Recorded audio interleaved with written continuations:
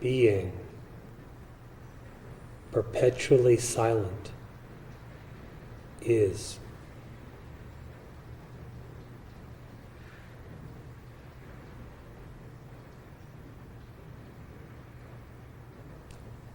Nothing else has ever come to exist.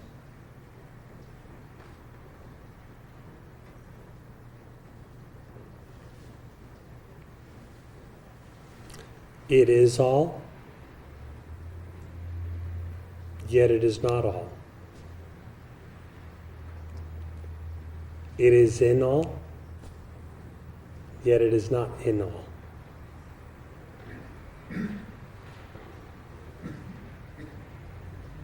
All are in it, yet all are not in it.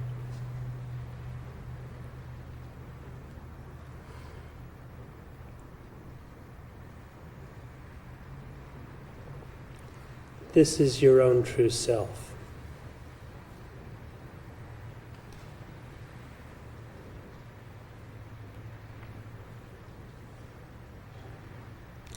Differentiation, commencing with the falsely assumed individuality, is delusion. Such delusion alone is bondage.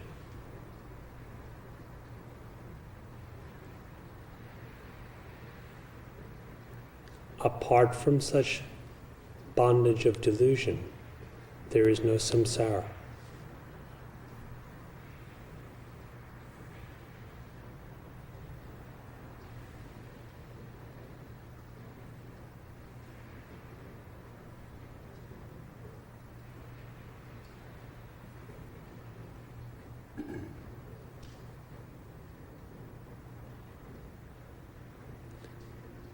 Every notion, such as my experience, my idea,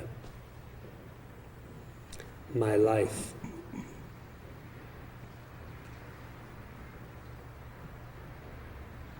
my beginning, my end, I am this, I am that, this is mine, this is not mine. And such similar notions depend on this single assumption of individuality, of ego. Apart from that ego I, they do not exist.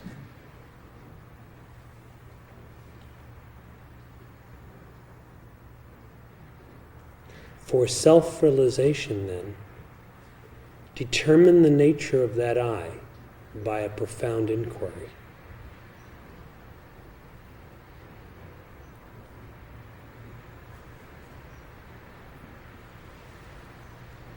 Whether it be one state or another, your mind or another's mind, your own power or someone else's or other kind of power. All of it depends on I, whether it be past, present, or future. All of it depends on I. Discern the nature of that I. If it is individualized, all the differentiations just mentioned, plus more, will appear before you. If the assumption of individuality is not, none of those things are.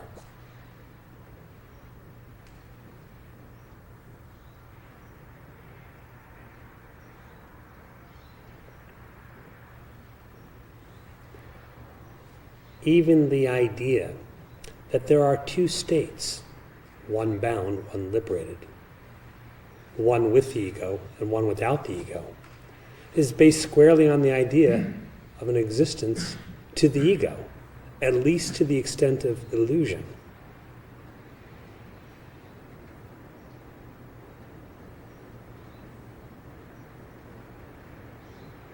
Therefore, the Maharshi said all the Shastras were based upon the existence of the ego, the destruction of which was their purpose.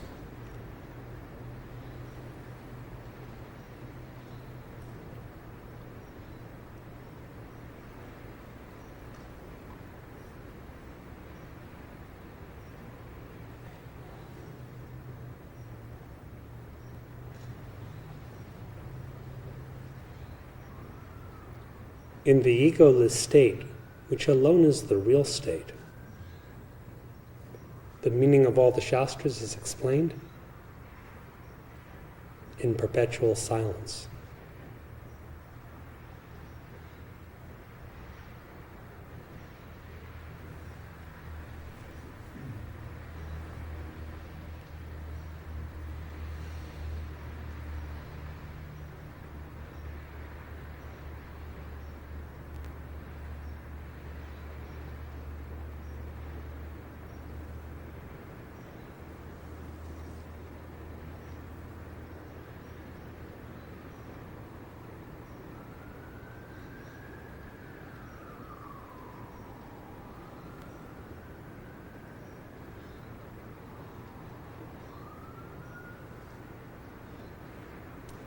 It is not possible for there to be two of you.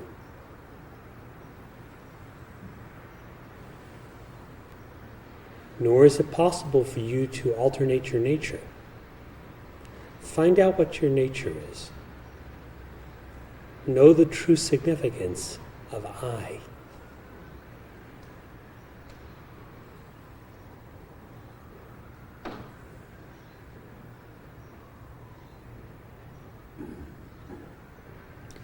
If it is individualized, it will always be individualized.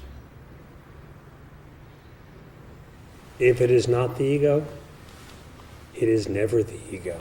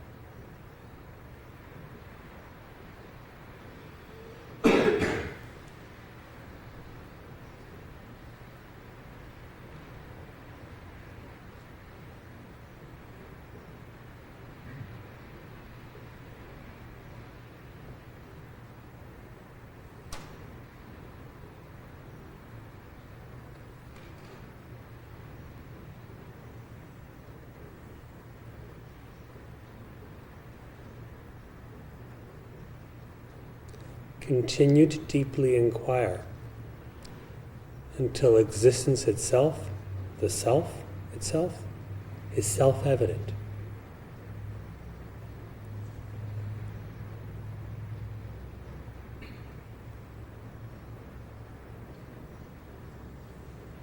When it is self-evident, there can be no alternative state.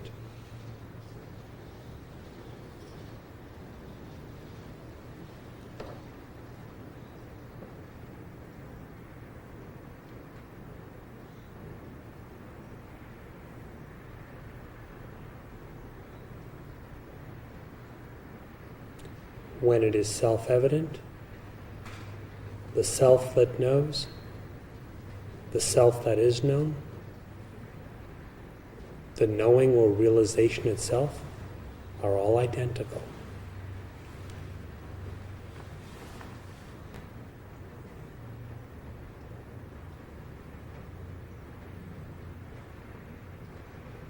And the imagined individual is nowhere to be found.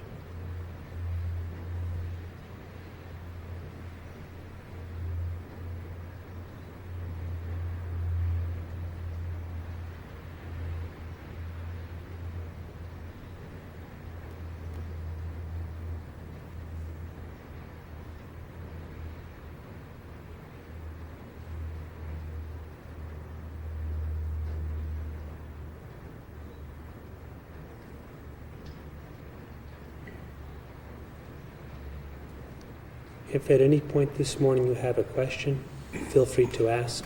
If you wish to relate your own experience, feel free to speak.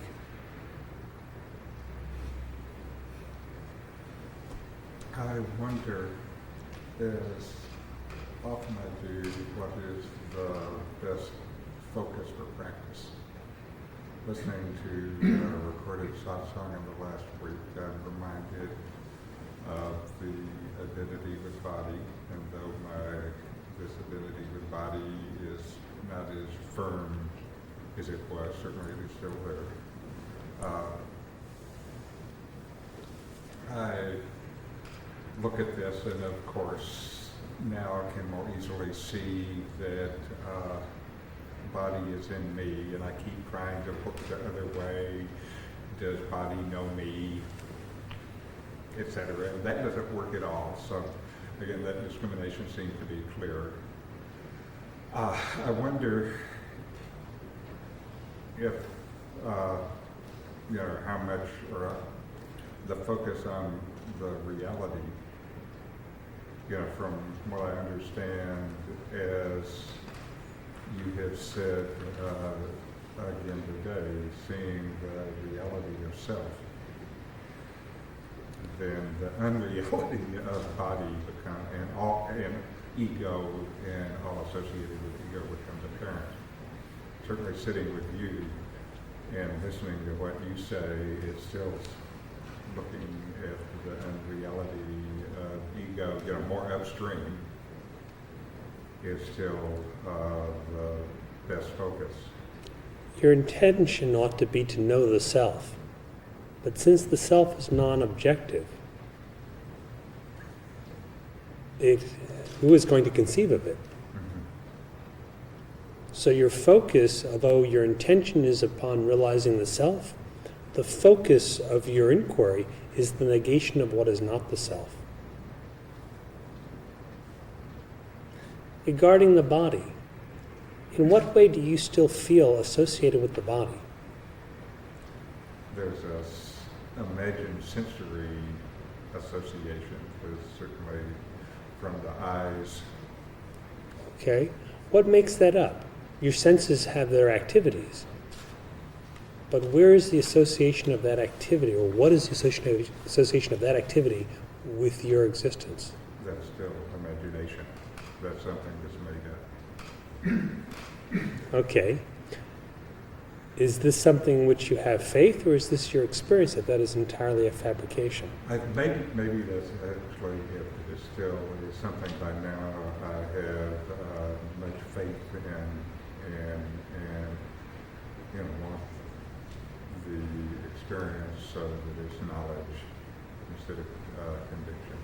All right, and if you want that experiential knowledge, all you need to do is see if indeed there really is an association, some connection in your identity with the body, or if you wish, with the senses.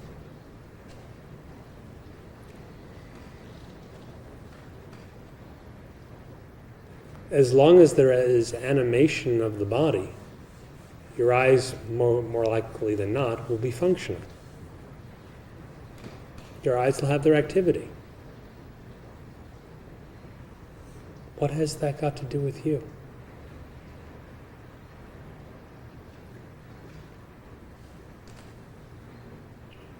Well, it's hard to find the thread. It's like one of those things that we talked about that we keep looking for somewhere.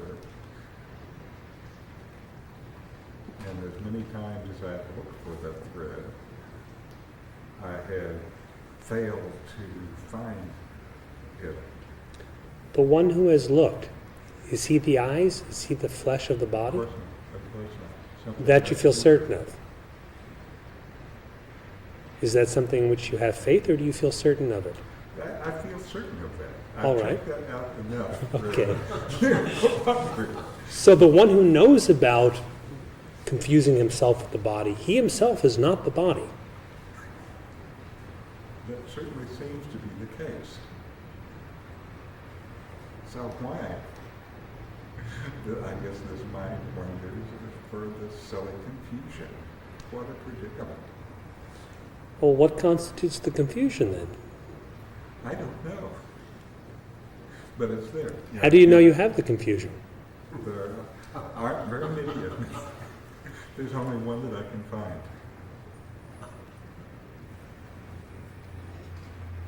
How do you know you have the confusion of yourself with the body? Because as I look through the mind, it seems like I'm in this place. This place meaning? This place, this physical location in the hall, sitting here, looking at you. From the apparent location of the body. From the apparent location, this kind of setting over the eyes. That's right. So because of that, then I think I still have maintained this identity with what I cannot see is true. Is it that your existence is located with the locus of the body, or is it your senses have that? The senses are located in the body, and they're against. Well, that makes sense because I can't shake. They rely upon the sense organs to a certain extent. More subtly, they're just figments of your own mind and don't rely on the sense organs at all. But at one level, we can say they rely on the sense organs. If the eyeballs are not there, the sense of vision would be entirely mental, obviously. As it is in last night's dream. Okay. So, just as your senses in last night's dream seem to circle around that particular body, so the senses in this dream seem to circle around or operate from the body. But what has that got to do with your existence? Certainly you're aware of the coming and going of seeing, just as much as you're aware of the coming and going of the seen. And likewise, hearing and the heard and all the rest of the sensory And even experience. the coming and the going of the body as I go into and out of deep sleep. Okay. So the one who knows this, he cannot possibly be a body or the senses. It's not necessary for your senses to start to perform their activities from across the room, so to speak, in order for you to be quite firm and certain in the realization that you're not the body and not the senses. The determination of your identity is something very subtle. It's in knowledge.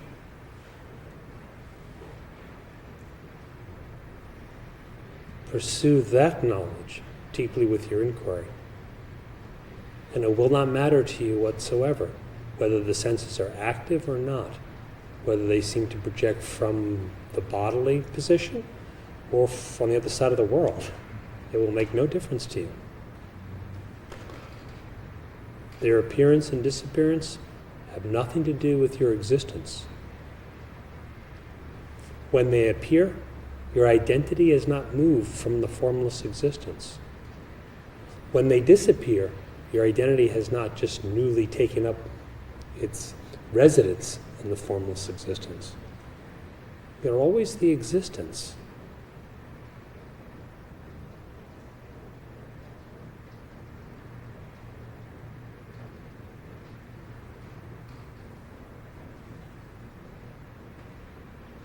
Unsensed, unembodied.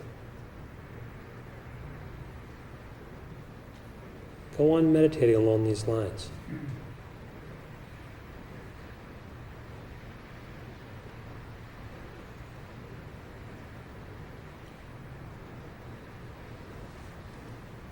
Thank you for this clear discourse. It's my nice to know. What I hear both in the discourse and the instruction with Richard, and what you said, at least on one occasion that I've heard before, that what is pointed to by the word liberation is not freedom of the individual, but it's freedom from the individual. It's freedom from this identification with the idea of being an individual. And in that awakening process, the world is seen to be unreal. And myself as an individual within it is equally free. It's imagined existence. So the freedom is waking up to my true self, which has always been free, and which is never been bound, nor can ever possibly be bound, because there's nothing else to bind it. And that all that is objectively perceived or conceived, in essence, is but name or form, or label, ever changing and having no existence whatsoever. This is a deepening experiential recognition for me. I started, as I look on my journey, it kind of falls in 3 chapters. I wanted to summarize. First, I started out as a young child as a believer, mostly because it was required. And it didn't take very long to realize that Santa Claus can't come down chimneys and give presents to all the children. The Tinkerbell doesn't exist, and the teachings were not good. This sounds almost sacrilegious. So at a very short, early age, I came to the point where I started doubting all of what I heard in the churches and stuff like that. In June of 41, when my parents lost their legs and their ability to move in an automobile accident, I started becoming a disbeliever, and I went on a journey. And that would be my second chapter of life. And by the time I got through that journey, I realized where I was standing at, certainly the God of my teaching, that if there was such a thing, I didn't want him in my neighborhood under these circumstances. And I stopped at that point. At the point I said, I don't know, but that's as far as I wanted to go. Until, through chance and grace and good fortune, I came to my first satsang with you many years ago with my wife, and a stranger had given me an invitation. And I arrived. I didn't know what satsang was. I didn't know what a stage was. And everyone was sitting around with their eyes closed. And I was in that particular satsang hall. I thought, oh gosh, I've got to get out of this cult somehow fast. And when I heard you and Russ, I did not understand very much what you said. But somehow, I knew for the first time in my life that I heard truth. And I didn't understand it. It's taking me a number of years to truly hear you. But everything that I have heard from you is confirming deeper and deeper my own experience. There really is non-existence. And all that appears in this realm of name and form really is not one of those forms that says love of another form. A person asked me the other day in an email, how does your teaching serve you in giving an explanation for the deep tragedy that's occurred in Asia? And how do you explain that suffering? And that question has been asked on occasions over the years that I've been here. From the level of the self, from the level of abidance as undefined being, the world is unreal, and I'm not a character in that view. It's a state of mind, no different than what being state of mind. I think there's a deep compassion for all that suffering, all that loss of life, and all that nightmare that's happening to so many people. And for me, the law of karma doesn't answer.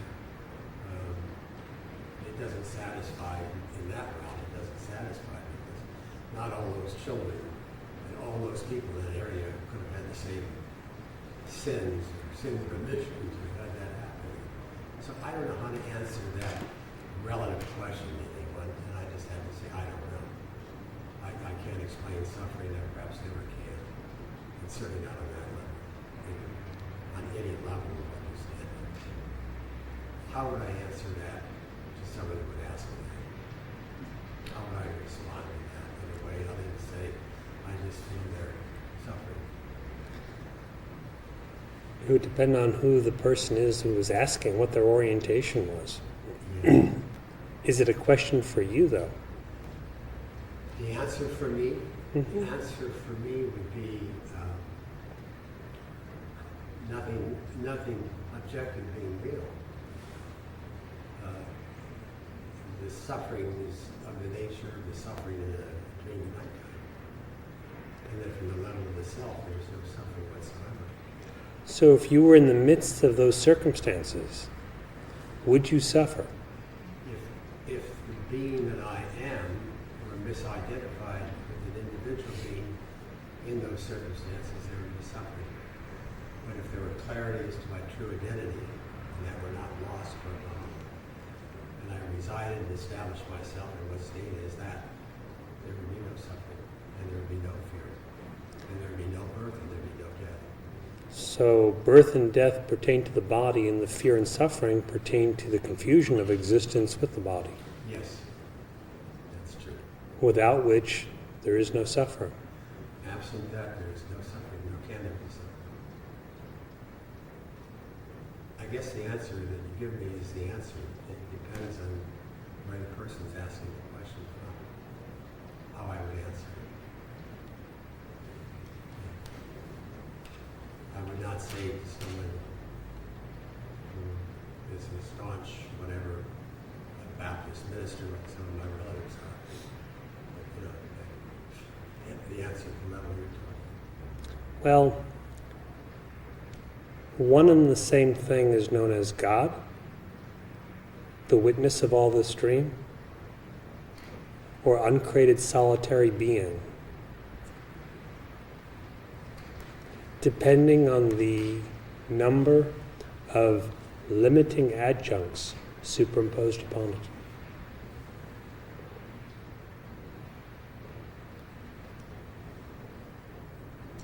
No limiting adjuncts, just being. Then God is the same as being.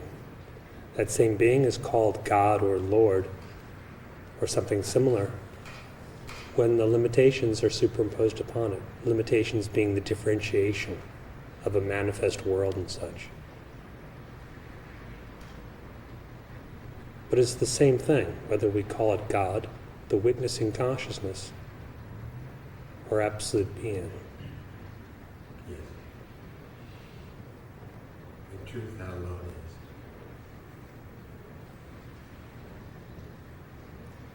is. Does God suffer? No. Even if he walks into your neighborhood?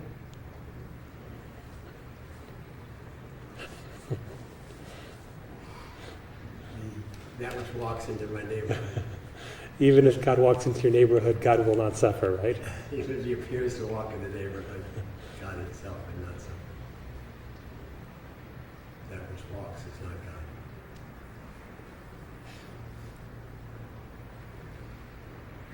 Thank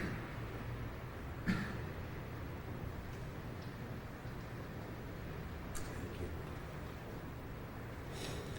As long as there's association or attachment with the forms of things, then the destruction of those forms is sorrowful. Yes.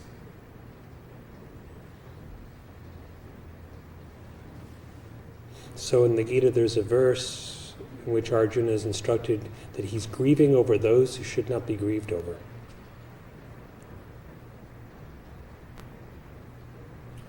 The instruction goes on to say the self, being unborn, is imperishable. Water does not wet it, fire does not burn it, the wind doesn't dry it up, this kind of thing.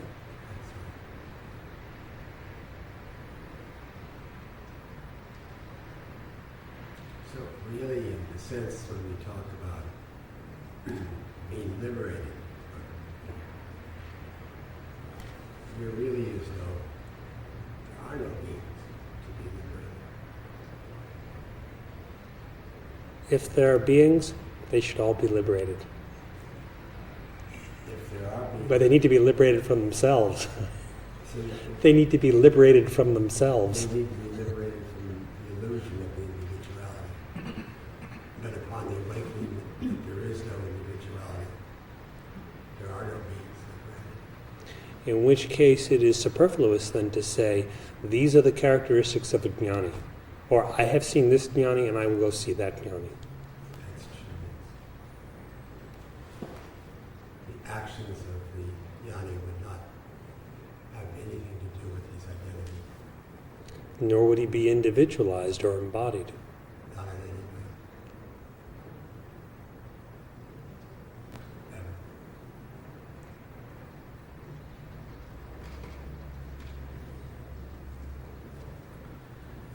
So this whole thing about karma and these, whatever supposedly happened, how could you? It seems like it depends exactly what you were saying on your viewpoint. Because I'm just kind of reflecting on this because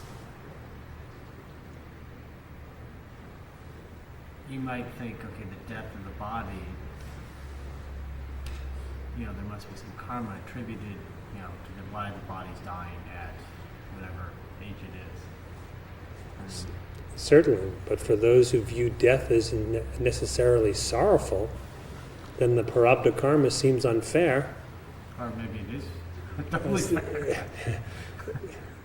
They view it as something wrong, so then the parabdha karma is being unfair. Whoever's in charge of doling out the karma, even though it's self-created, must be God. God is to blame. When you blame God enough, then you don't believe in God.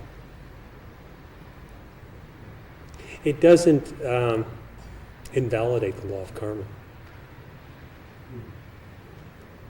But I was just thinking, how do you know the measurement of it? In other words, how do you know the bad or the good part of it?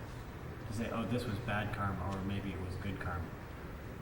It's only the opinion of the onlooker.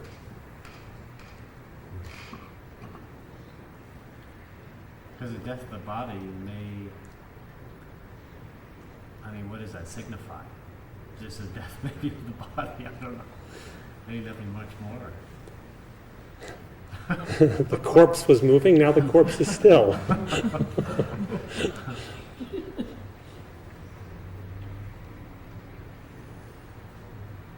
But I guess the misidentification with it, for each individual would be that meditation. In other words, that would be the meditation.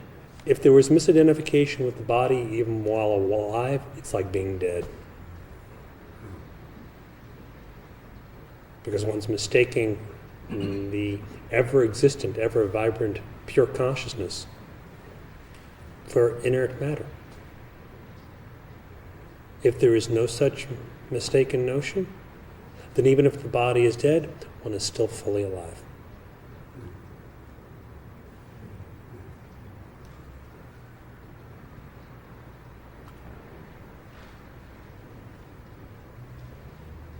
That's definitely knowing you're not the body.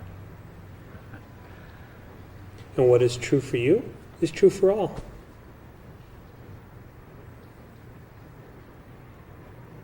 And what does that mean? Well, we should not think we're in some sort of special higher position, that we get to not be the body. But those who are the object of news stories, they have to be the body. We should not think that way. What is true for you, what is true for one, is true for all. If you are not the body, then no one else is the body. But it seems like once I know I'm not the body, though, then I know that for everyone. Hmm. So when I really know it, It always starts with oneself.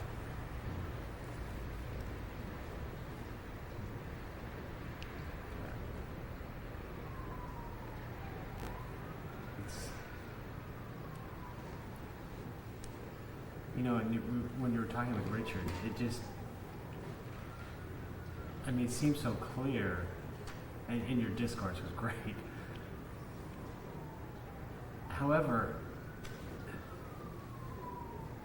it just seems like, and I was reading the Maharshi, I guess he was saying, if you're not inquiring into the self, you're inquiring into the world. Mm-hmm. So it seems, Atmavachar or Lokavachar, one way or the other. so it seems like when I come here, and that is, I guess, come here would be meditating. Definitely my mind's inward turned. I can see my discrimination. It just seems things are clearer. However, that's not always the case. So I kind of build up this kind of idea that the world's real and I'm a body in it, etc.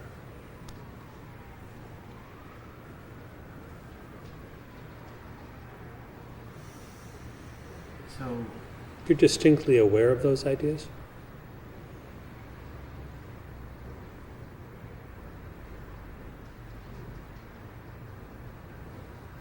no, you mean like, oh, right now I'm believing the world's real? And you're a body and all this? No, I'm just.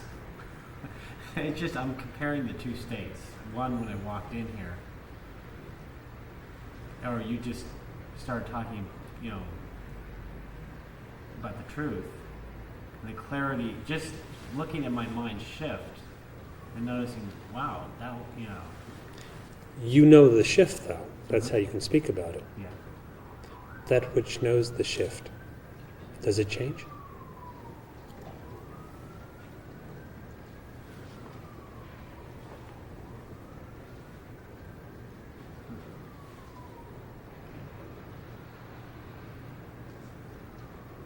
Obscuration can occur if there's a second, but not for that one who knows.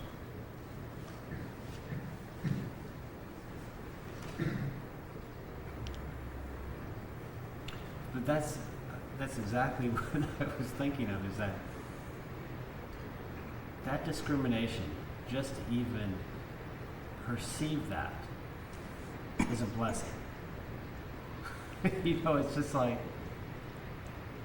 and to hear your discourse or to participate in any discussion or meditation that you're having with any other aspirant is a blessing. To be able to comprehend that discussion, I guess, in a deeper way, where you kind of know what it's pointing at. Because it just seems like that's living.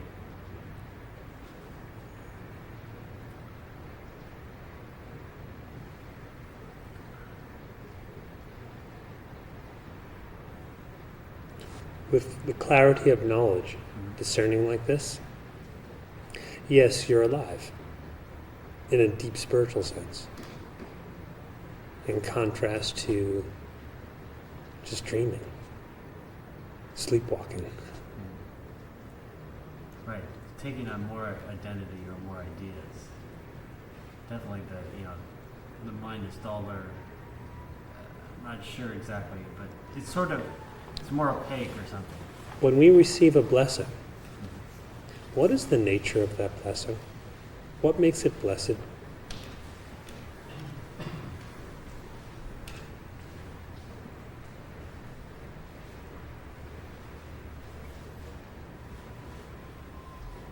always me, the deepest. So it always comes back to myself. So you yourself receive yourself, or shine as yourself.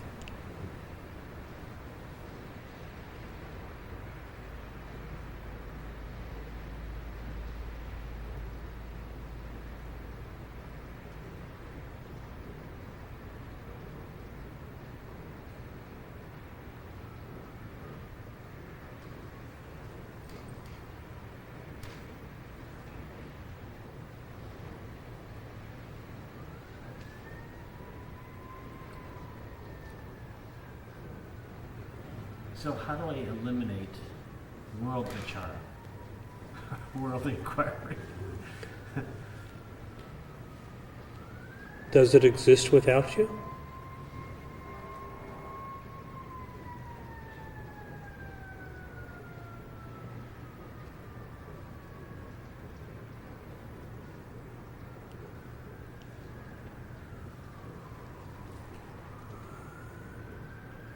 So I'm just trying to figure out, does it exist without me? I'm always there. So it always So the world depends utterly upon you and has no independent existence. uh-huh. Your interest in it depends upon you, Mhm. apart from which that has no existence. The existence, the reality, the identity, and of course the happiness all abide in you.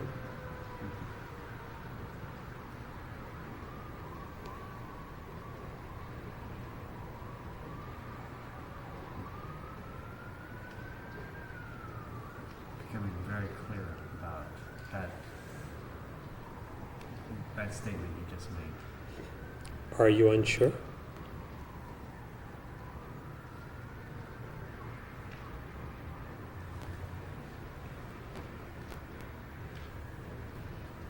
Well, I guess I'm just assuming that because my mind goes outward, that's the case. When it goes outward, where is the outward to which it goes?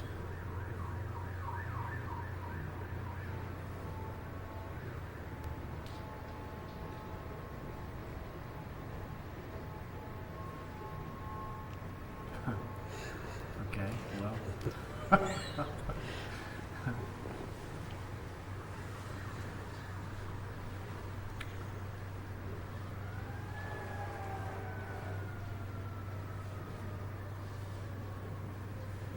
I guess in a sense, it never goes outward. It just goes to itself. Yeah, going to itself. And the nature of the mind itself, have you seen it?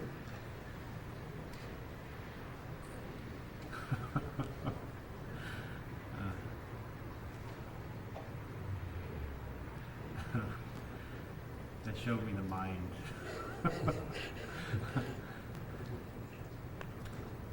Yes, on more than one occasion, someone complained to the Maharshi about the mind or the troubles of the mind, and he would say, bring it to me, show it to me. Yeah.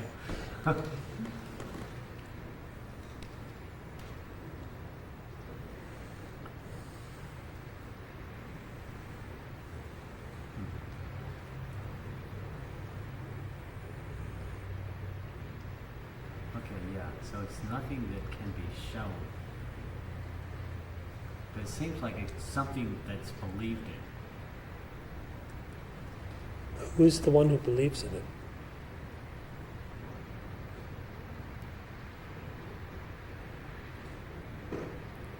Okay. Belief is obviously very powerful, Right. because if you believe in a mind that does not exist, you seem to have a mind. Mhm. And then further, if you believe in a world that is only appearing in that mind, as if it were external, that also appears accordingly. Belief is very powerful. What is the source of belief?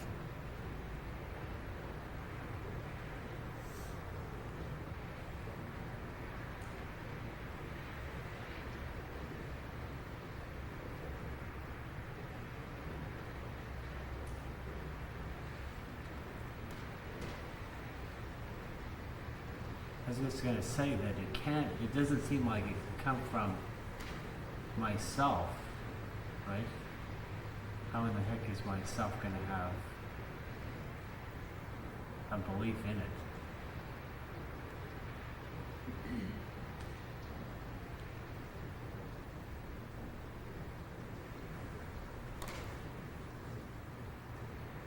Look deeply.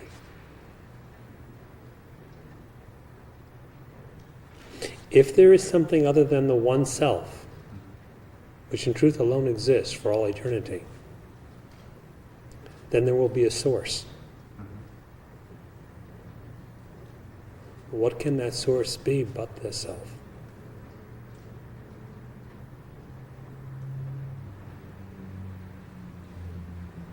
Whenever you believe in something, that very thing seems real to you.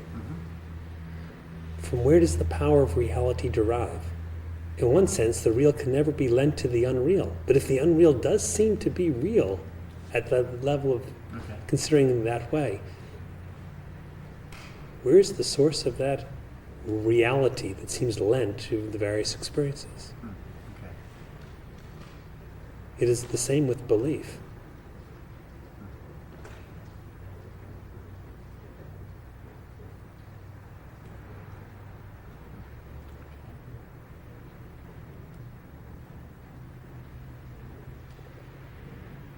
So much so is this the case that in some scriptures it is said, only believe, or by your faith you'll be saved, and so forth. What's being pointed out? Okay,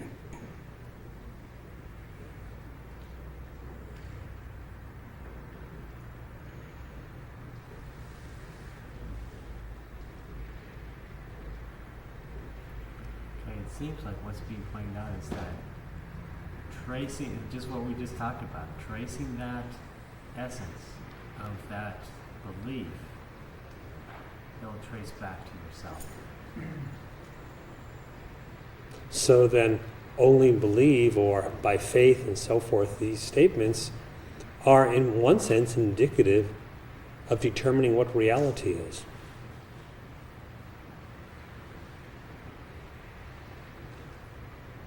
And that you become liberated or realized by determining reality, what you consider to be real, what you know to be real.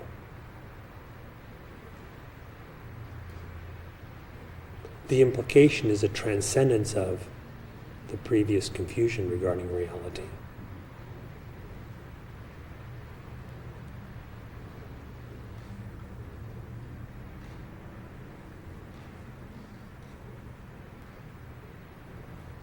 So, because you want to know, because you want to know the essence. In other words, it's a tracing, because you leave off what is a superficial belief. What is a superficial belief?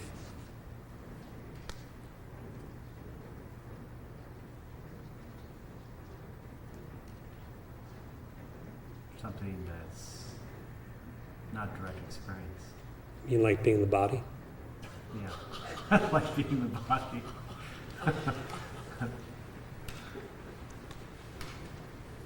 Something superficial like that, or being thinking you're the mind. Mm-hmm. That's why when someone came to the Maharshi and cynically and scornfully said something to the effect of, when he heard of God being endowed with hands and arms, etc., that he laughed. The Maharshi responded that, why don't you laugh at yourself for thinking you have hands, legs, and things like this. It just is ridiculous.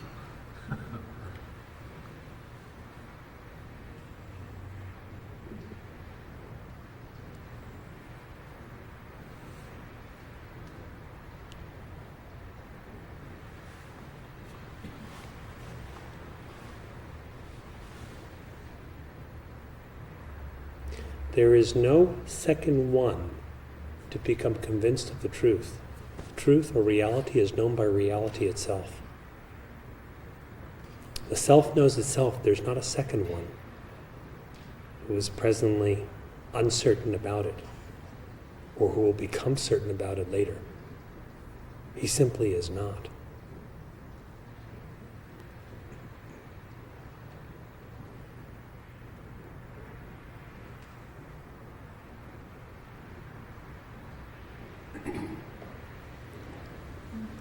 I've been wrestling with Chris's question too all week.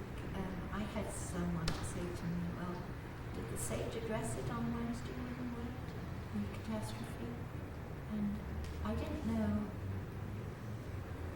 quite how to respond to that, because I think the whole ceremony was addressing it.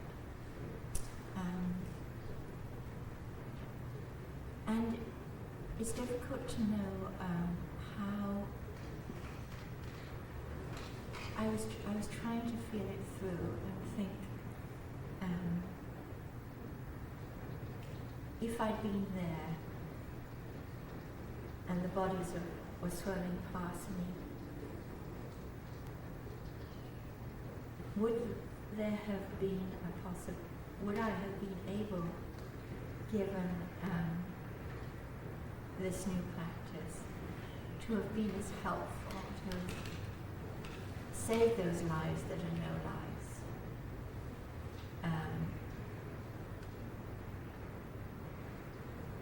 To have helped the survivors with no deaths in their family, who've lost their whole family.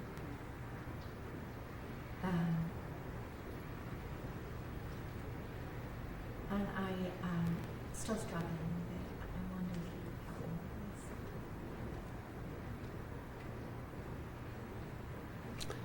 this. It's in your very nature to help. Why would you not?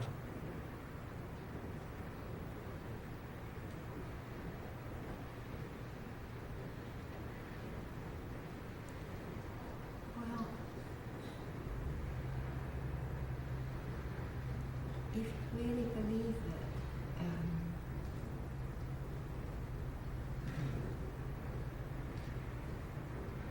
that death is a celebration, for instance. Or may not represent any change in being at all. Yes. So if you are able to help while alive, why couldn't you help while they're dying or dead? Does it disable you in that area? Why would it do that? Well, if you're not awakened and you're struggling to be awakened, there seems to be a stage of perplexity that I'm going through with it, of what I knew was the right thing to do is not always so now. The more you know yourself, the more you will love others just as that self.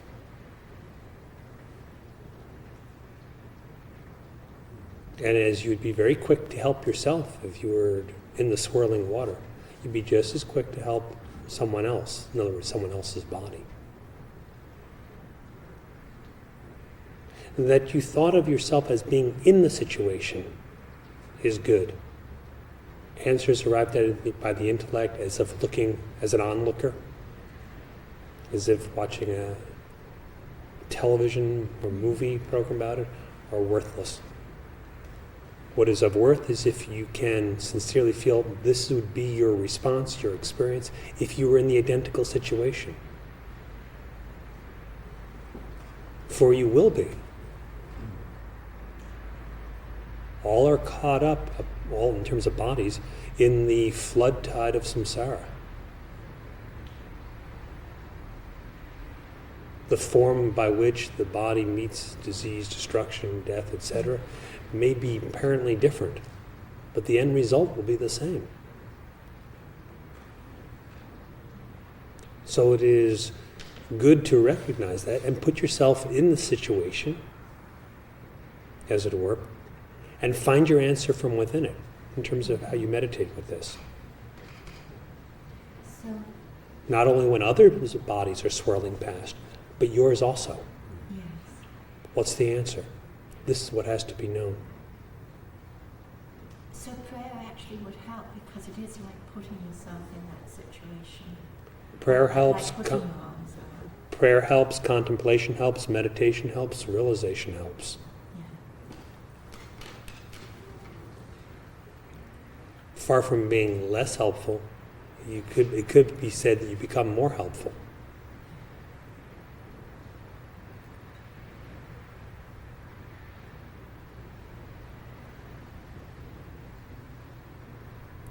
When a person helps in a disastrous situation, in the face of enormous odds, the person has to draw upon some sense of courage, doesn't he?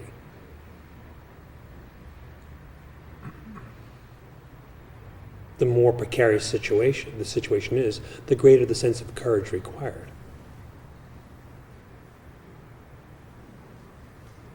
When people help out of some higher ideal, they're drawing upon something beyond the body for the sake of their courage. When they draw upon God directly, they're definitely drawing upon something vast beyond the scope of the body. Likewise is it with the inquiry and knowledge into the self. It is beyond the scope of the body. And those who so draw upon it and abide in it find themselves endowed with the courage or the fearlessness that knows no death.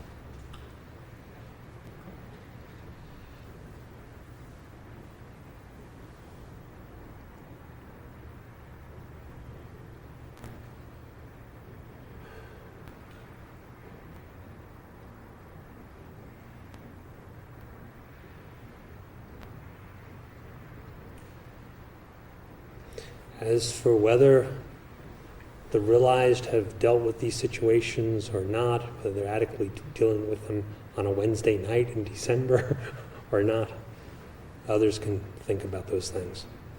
What's important for you is to dive within, find that fearless, immortal, real existence for yourself, which is also the fountainhead of all your help, all your compassion, all your love, and so forth. Clear for you?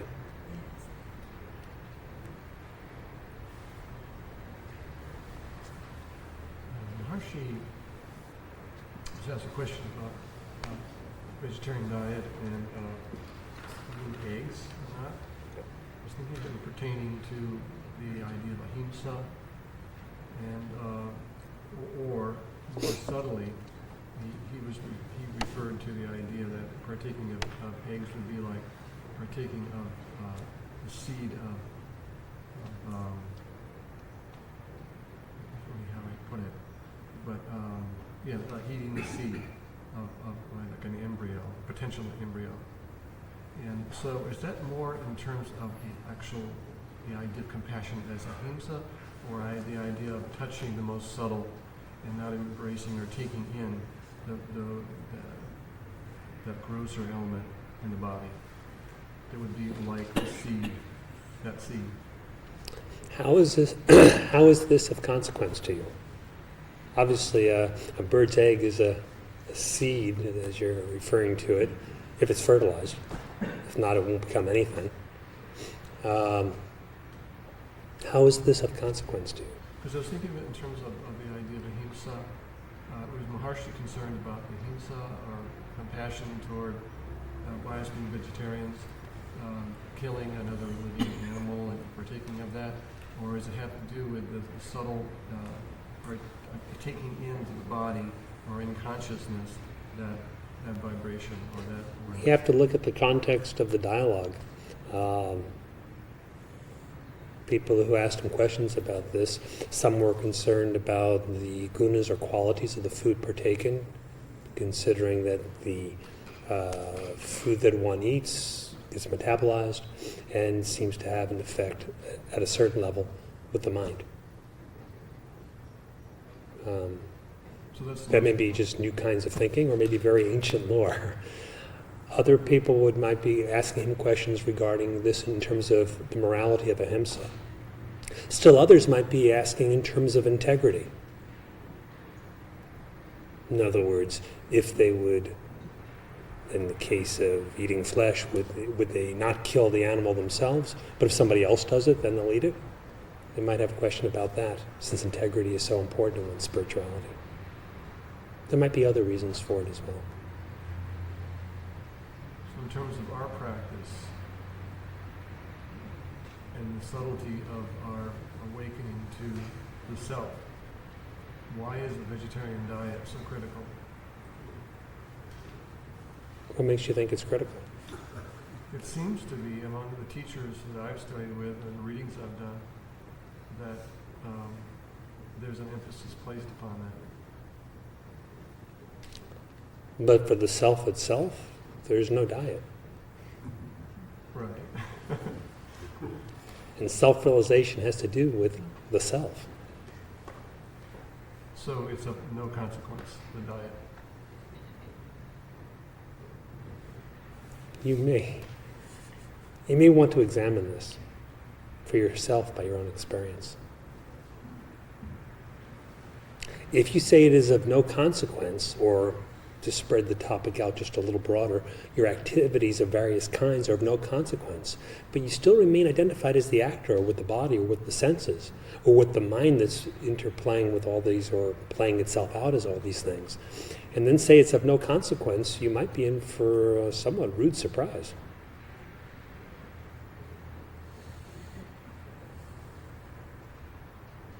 However, in terms of the self itself, it is actionless. Say it again. The self itself is actionless. Right. And the food that pertains to the body does not affect the self. But in terms of our The body itself is food. Not only in terms of being anamaya kosha food, but it eventually becomes food for something else. Something else eats it. Right. But in terms of the subtlety of our practice, the vegetarian diet can be helpful. I'll leave you to determine that for yourself, or you may refer to various scriptures on it.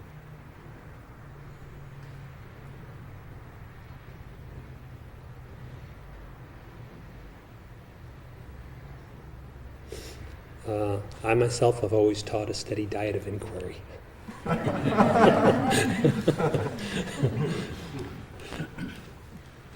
And the continuous consumption of prasadam.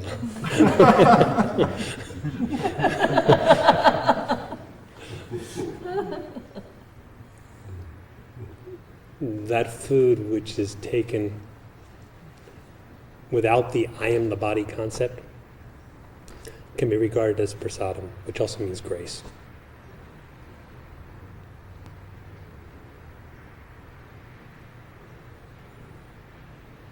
Any food taken. Hmm? Any food partaken with that consciousness.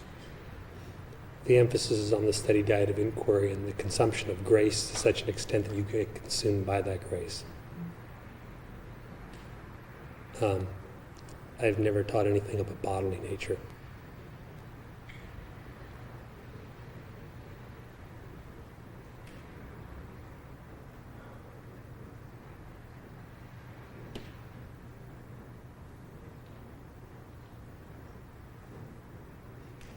I would guess since you have exposure to various teachers and teachings and readings and all these kinds of things, and then using your best abilities to discriminate, but examining your own experience, you can figure out what to do, what is best and what is right.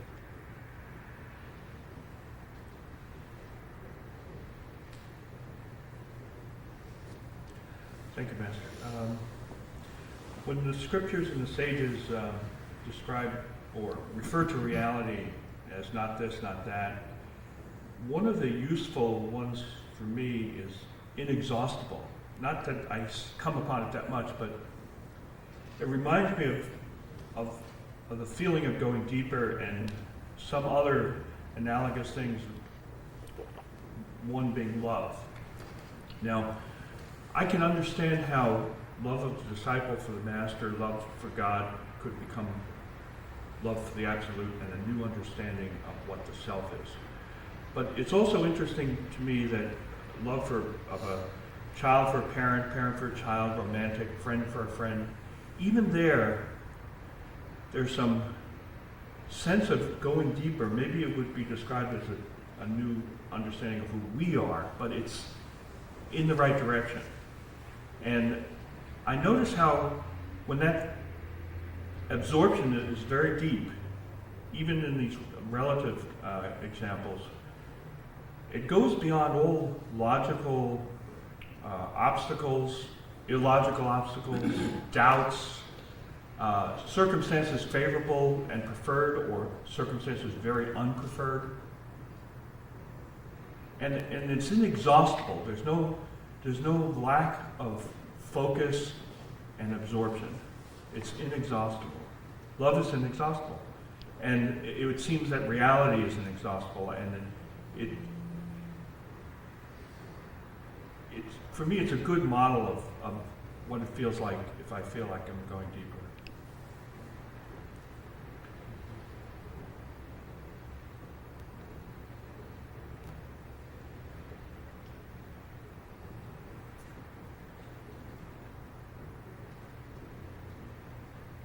The forms of expression of love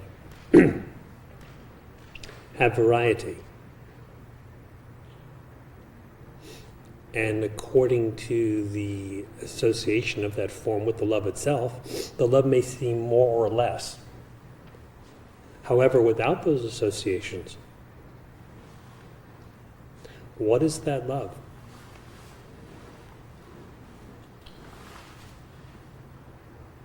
That it is of the indivisible nature of being is indicated by the Upanishad when it says, the husband is loved for the sake of the self, the wife is loved for the sake of the self, the child is loved for the sake of the self, and so on. It's a long verse.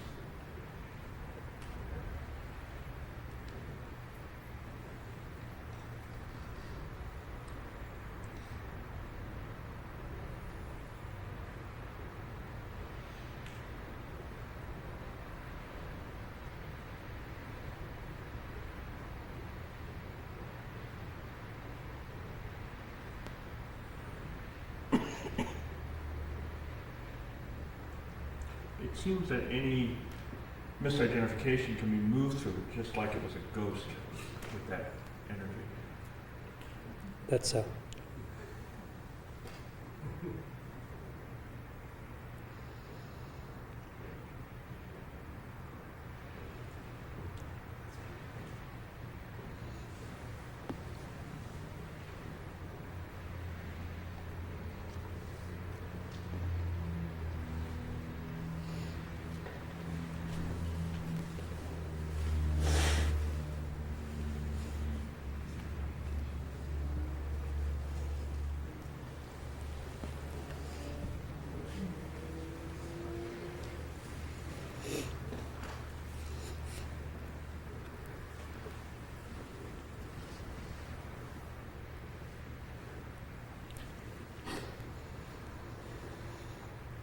रथ्याचर्पडविरचितकन्धः पुण्यविवर्जितपन्थः शून्यागारे तिष्ठदिनग्नो शुद्धनिरञ्जनसमरसमग्नः. The enlightened one, nude or clad in a patched garment made of rags gathered from the roads, follows the path which is devoid of virtue and vice, and stays in an empty abode, absorbed in the pure, stainless, homogeneous being. Lakshya-lakshya-vivarjita-lakshyo yukta-yukta-vivarjita-dakshah kevala-tattva-niranjana-puto vada-vivada-katham-avadhutaha. The enlightened one aims at that which is without any mark or marklessness. He is skillful, being devoid of right and wrong. He is the absolute truth, stainless and pure. How can the liberated one engage in the discussion and disputation? Asha-pasha-vibandhana-muktaha shauchachara-vivarjita-yuktaha evam sarva-vivarjita-shantaha tattvam shuddha-niranjana-vantaha. Free from the entrapment in the snares of hope and devoid of purificatory ceremonies, the enlightened one is ever absorbed in the Absolute. Thus, having renounced all, he is the truth, pure and stainless. Kathamiha deha videha vicharaha Kathamiha raga viraga vicharaha निर्मलनिश्चलगगनाकारं स्वयमिह तत्त्वं सहजाकारम्. How can there be any discussion here of body and disembodiment, of attachment and detachment? Here is the truth itself in its spontaneous natural form, pure, immovable like the sky. Kathamiha tattvam vindati yatra रूपमरूपं कथमिह तत्र गगनाकारः परमो यत्र विषयीकरणं कथमिह तत्र. Where the truth is known, how can there be form or formlessness? Where there is the Supreme, whose form is like the sky, how is perception of any object possible? Gaganakara nirantara hamsa tattva vishuddha niranjana hamsaha evam kathamiha bhinna vibhinnam bandha vibandha vikara vibhinnam. The Supreme Self is indivisible, of the form of the sky. It is the truth, pure and stainless. Thus, how can there be here difference and non-difference, bondage and freedom from bondage, transformation and division? Kevala tattva nirantara sarvam yoga viyogau kathamiha garvam evam parama nirantara sarvam evam kathamiha sara visaram. Here is only the absolute truth, indivisible and the all. How can there be here union, disunion, or pride? If thus there is here only the Supreme, indivisible and the all, how can there be here any substance or absence of substance?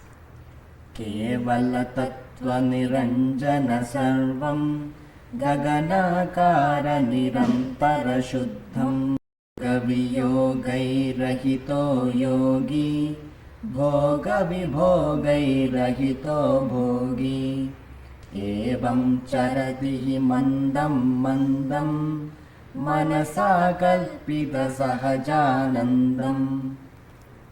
The enlightened one is a yogi devoid of yoga and absence of yoga. He is an enjoyer devoid of enjoyment and absence of enjoyment. Thus he wanders leisurely, filled with the spontaneous joy of his own mind. Bodha vibodhai satatam yukto Dvaita dvaitai kadhamiha muktaha sahajo virajak kadhamiha yogi shuddha niranjana samarasa bhogi. If the yogi is always related to knowledge and perception, to duality and unity, how can he be free here? How can a yogi be natural and free from attachment here? He is the enjoyer of the pure, stainless, and homogeneous being. Bhagna bhagna vivarjita bhagno lagna lagna vivarjita lagnaha evam kadhamiha sara visaraha samarasa tattvam gaganakaraha. The self is destruction, devoid of the destroyed and undestroyed. The self is the auspicious moment, devoid of the auspicious and inauspicious time. Thus, how can there be here substance and absence of substance? The truth which is homogeneous is of the form of the sky. Satatam sarva vivarjita yuktaha sarvam tattva vivarjita muktaha एवं कथमिह जीवितमरणं ध्यानाध्याने कथमिह करणम्. Forever divested of all and united to the self, the enlightened one is the all, free and devoid of truth. Thus, how can there be here life and death? And how can there be any accomplishment through meditation or lack of meditation? इन्द्रजालमिदं सर्वं यथा मरुमरीचिका अखण्डितमनाकारो वर्तते केवलः शिवः. All this is magic, like a mirage in the desert. Only the absolute self of indivisible and impenetrable form exists. धर्मादौ मोक्षपर्यन्तं निरीहा सर्वथा वयं कथं रागविरागैश्च कल्पयन्ति विपश्चितः. To all things, from the practice of religious laws and duties to liberation, we are completely indifferent. How can we have anything to do with attachment or detachment? Only the learned imagine these things. विन्दति विन्दति नहि नहि यत्र छन्दो लक्षणं नहि तत्र समरसमग्नो भावितपूतः प्रलपति तत्त्वं परमवधूतः.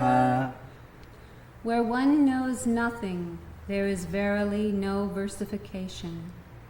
The supreme and free one, pure of thought, absorbed in the consciousness of the homogeneous being, prattles about the truth.